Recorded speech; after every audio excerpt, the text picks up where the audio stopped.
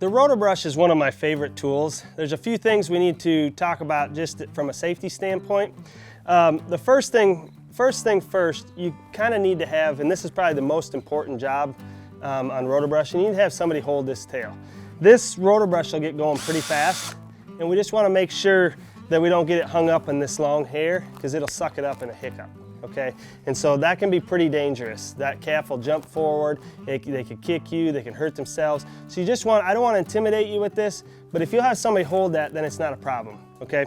The next thing we need to have is, you need to have a Roto Brush that is variable speed and for sure needs to be able to switch directions. So, and what I mean by switch directions is we want to be able to rotate one way, switch directions, and rotate the other way, okay?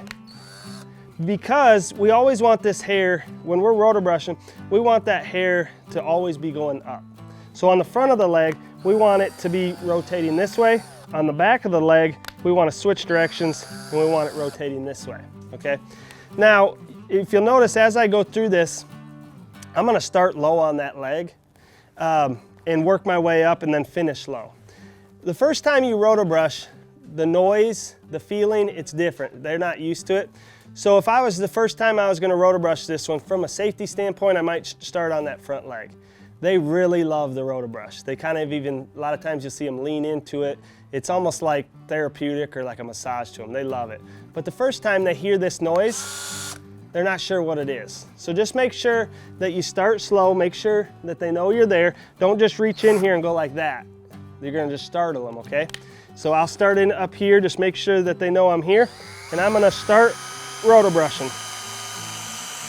Now I'm going to stop kind of at where the top of the leg, where their butt and their muscle starts.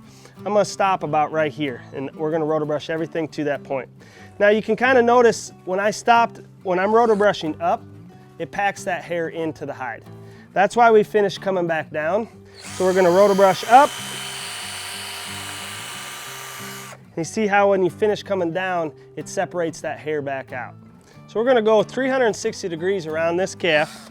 So again, starting kind of at the bottom, work our way to the top. We're going to stop about there and work our way down. Same thing on the front of the leg.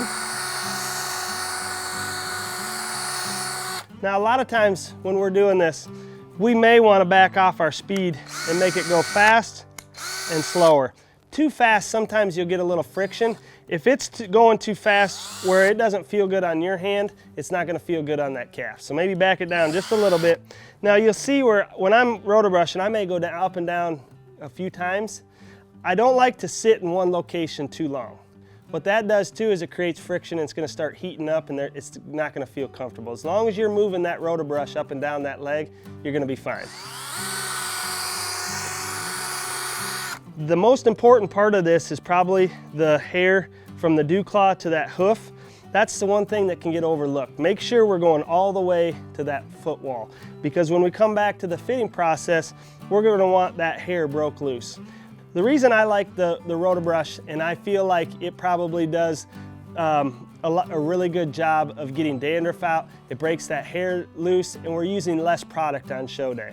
This is a great tool. We're going to use it on all 4 legs, and it's just going to make, whether it's a blow and go show or a fit show, it's going to make your life a lot easier.